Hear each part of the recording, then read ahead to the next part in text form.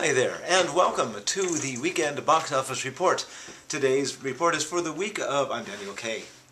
Today's box office report is for the week of November 18th through 20th. It's the weekend before Thanksgiving, and that is very important because you have to think in terms of what the studios expect to make off of these movies, and any movie they release this week, you have to wonder why they didn't hold on another week and release it during the big 4-day weekend.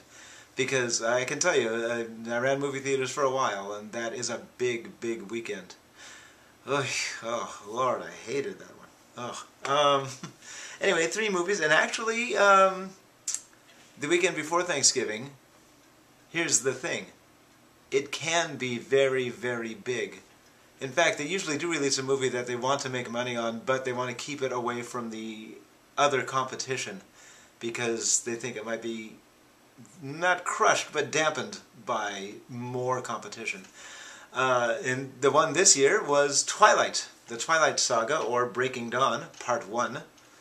I guess if you read the novels, then there was a Breaking Dawn Part 2. I feel sorry for poor Dawn. I know nothing about the Twilight Saga, nothing at all. Although, I guess Team Edward? Because my brother's named Edward.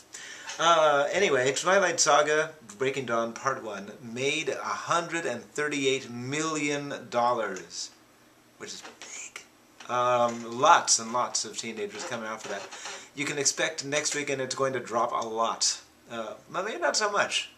Actually, you know, this was pretty savvy on their part, because the holiday weekend will bring out everybody who couldn't get in this weekend. It's hard to get sellouts nowadays because there are so many movie screens that, you know, if a screen sells out, they just immediately bump it over to the next smallest house and you go to see it in there instead. But some people would not have been able to get in with those kinds of numbers, and so they're going to come back next weekend. Plus, there's an extra day or two of box office to be reaped from this. So normally, after a big weekend like this, you'd expect it to drop 60%. I'm thinking maybe 45%. So this might be the biggest grossing Twilight movie ever, which actually isn't all that big an achievement considering the tickets probably cost $1 more than the last time they released a Twilight movie.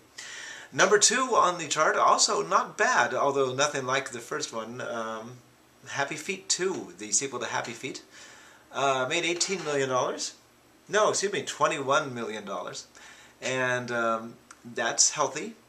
It's a CGI 3D sequel to a popular, although inexplicably popular, movie about penguins who can dance and who impart a pro-social environmental message. Anyhow, good for you, WB.